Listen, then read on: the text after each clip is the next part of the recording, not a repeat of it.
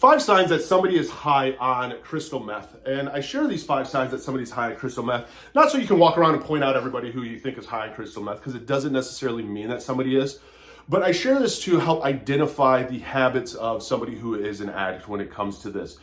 To identify the habits of somebody using, to realize that with some people that is true insanity when it comes to this addiction and addiction in general, to actually be able to set healthy boundaries. The more that we educate ourselves, the more that we can protect ourselves and even protect addicts and maybe even inspire them to get sober.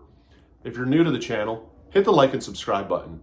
And the first sign that somebody is high on crystal meth is their eyeballs. They have meth eyes in a sense, and they have those crazy eyes. Pupils are dilated. That's what helps a lot with the visuals of what it actually does for vision-wise when you are using meth. People will use meth typically one of 4 ways. The most common way people will use meth is by smoking it. You can also inject it or IV it. Also, you have snorting it, and I do know people who have mixed it in their coffee and you drink it. So these are ways that people actually do it. And after taking meth, whether it is, I've snorted it before, your pupils are going to dilate within about, typically I would say 15 minutes-ish, is you're going to notice the pupil dilation going on.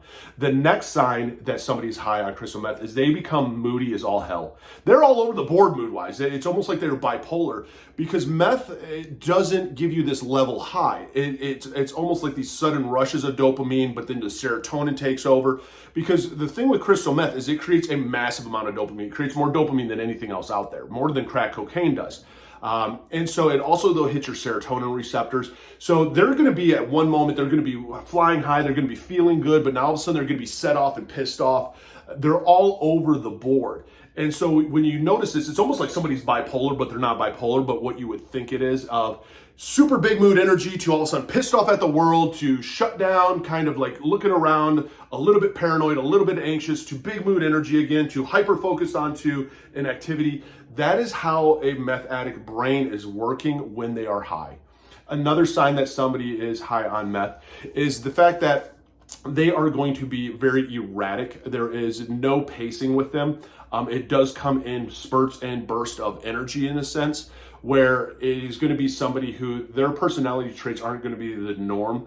They are not mellow when they are on meth. They have these spurts of massive energy because of how this drug is producing dopamine in your system.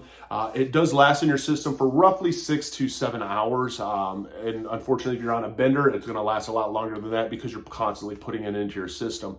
Another sign that somebody's high on crystal meth is that they do have the dry mouth. They have the locked jaw. They're going to be moving their jaw a little bit. They're going to be talking a lot, and they may be drinking a lot. What meth does is it does tense up some of your muscles here. You do, if you are snorting it, get a drip in a sense, because it does damage the mucous membrane of your nose. It starts to eat away at the cartilage. So you are going to have the moving of the mouth. It's very similar to cocaine in a sense. A lot of stimulants actually have that as a side effect. Another sign that somebody's high on meth is that they are going to have paranoia. That is a big difference between cocaine and crystal meth. When it comes to crystal meth itself, it's burning your serotonin receptors, which is like your cognitive behavior, all of that. So you're going to be seeing stuff, especially with the dilated pupils. So your bad hallucinations is a huge one. That's usually a good sign that somebody is high on crystal meth. And then another sign that somebody is high on crystal meth is the sole fact that they want to continually keep using, that they are becoming obsessed with something. They're afraid of losing the high. They have no problem, especially typically with meth, of using it more blatantly and openly, of wondering what is somebody doing. When it comes to just the tools that they have around. If they're smoking it, there's going to be usually a rag, and there'll be a Q-tip, typically with a cup that they're going to clean it out and put the Q-tip in there to clean out the bowl or whatever they are using to smoke it. So there's going to be signs of use around. And again, I share this for educational purposes only. My drugs of choice for alcohol and cocaine. The more that we share, the more that we educate, the more that we help people out there who are going through it, help, maybe understand it. Because addiction is insanity. I mean, that's really what it is insanity. And the more that we do share, the more that people can understand that. If you're new to the channel, hit the like and subscribe button, comment down below. The more that we share our experiences, the more that it helps everyone out there understand what this is really like and what this is really about and how strong and powerful addiction truly is.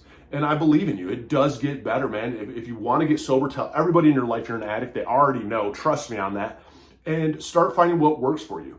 And there is no right and wrong way of getting sober. Sometimes it's inpatient rehab, outpatient rehab, treatment centers, therapy, therapists, medication, NA, AA. Sometimes it's all of it. Find what works for you, because you are ultimately the one that matters.